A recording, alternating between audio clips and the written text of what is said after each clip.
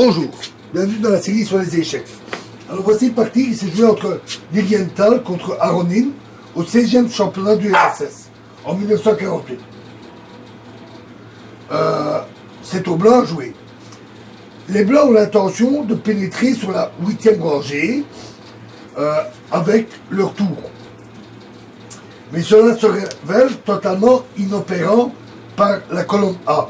En effet, après tour à 1, les Noirs peuvent se défendre très bien par H6, tour A8 échec, roi H7. Et par exemple, si dame F5 échec, alors G6, dame prend F6, tour prend F6, fou prend F6,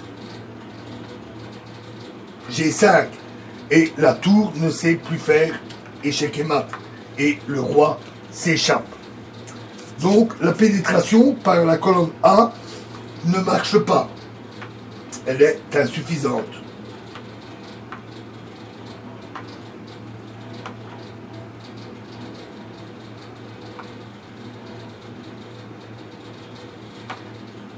Donc, à cause de cela, Lilienthal a évidemment réfléchi à cette variante, il choisit une autre possibilité, il joua C5.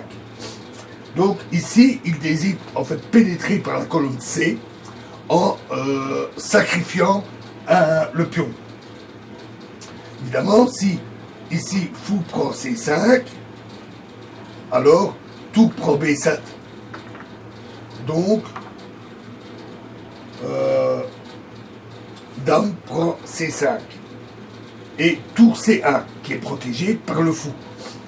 Donc la colonne C sera la colonne d'invasion de la position noire et le sacrifice du pion C4 a permis d'ouvrir cette colonne. Sur cette colonne, la tour blanche peut pénétrer sur la 8e rangée avec un gain de temps parce que l'occupation de la colonne survient avec une attaque de la dame qui est obligée de bouger.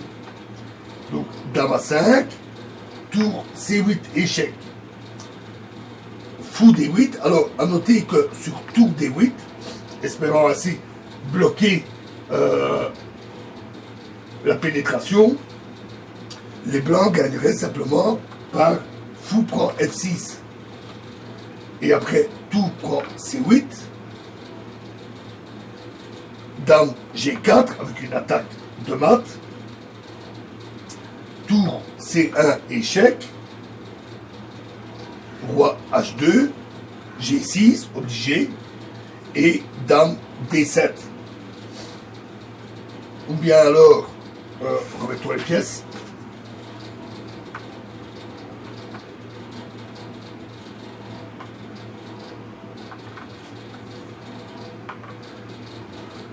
C'est évident que dans le calcul préliminaire, on doit bien sûr réfléchir à ces possibilités. Ce qu'a dû faire Lilienthal. Donc après C5, dame prend C5,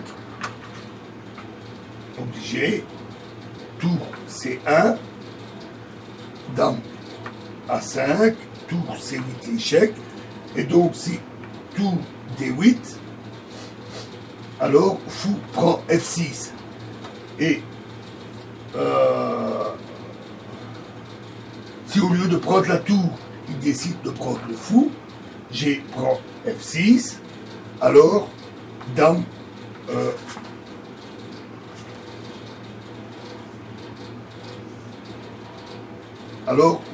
prend F6. Tour prend C8, mais c'est trop tard. Dame prend F7, échec. Roi H8 et dame F6, échec et mat.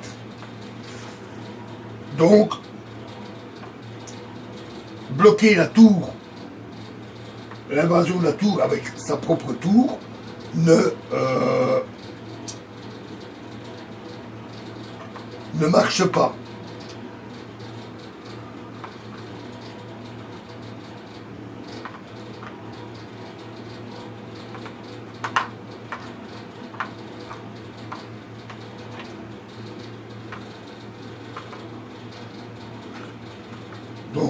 C5, dame prend C5, tour C1, dame A5, tour C8, échec, et donc ils ont joué fou D8. Fou prend F6, et à nouveau, sur G prend F6, dame H5, avec à nouveau une violente attaque sur le point F7 que les noirs ne peuvent pas défendre de manière satisfaisante. Donc tour prend F6,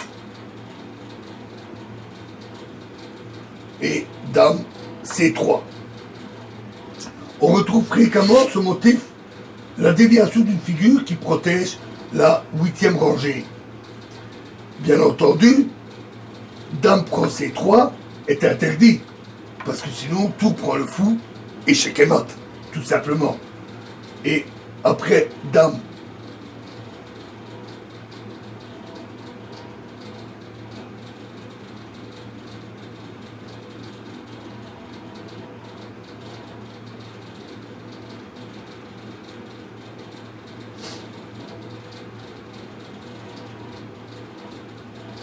et après dame B6, dame B5, tout simplement. La dame noire n'a pas de case de retraite d'où elle puisse continuer à protéger son fou. Donc la partie serait perdue. Donc ils ont joué. Ah oui, la dame était en.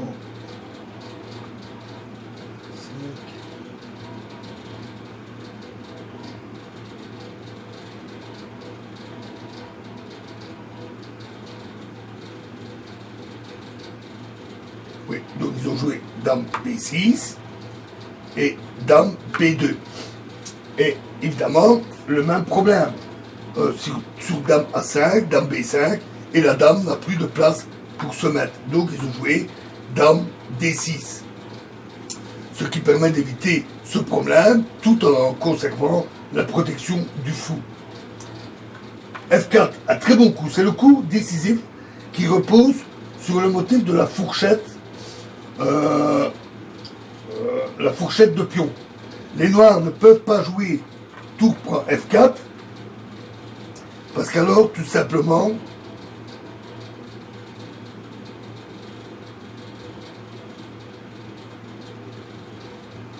c'était dame B2 pardon. Simplement dame prend E5 avec à nouveau le problème que la dame ne peut pas reprendre. Les noirs sont vraiment coincés. Donc E prend F4, E5, dame D7, pardon, et ici dame prend B7. À nouveau, la dame est toujours tabou. Dame E8, mais alors ici, surtout pas E prend F6, parce qu'alors dame E1 échec et les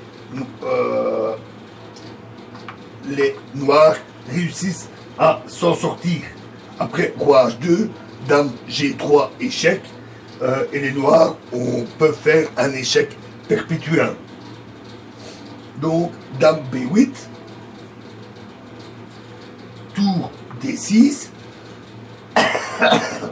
dame prend D6, fou B6 échec, dame prend B6, dame prend C8. Là, on pourrait dire ils sont sauvés, sauf que les blancs ont un fou de plus. E6, très bon coup. G5,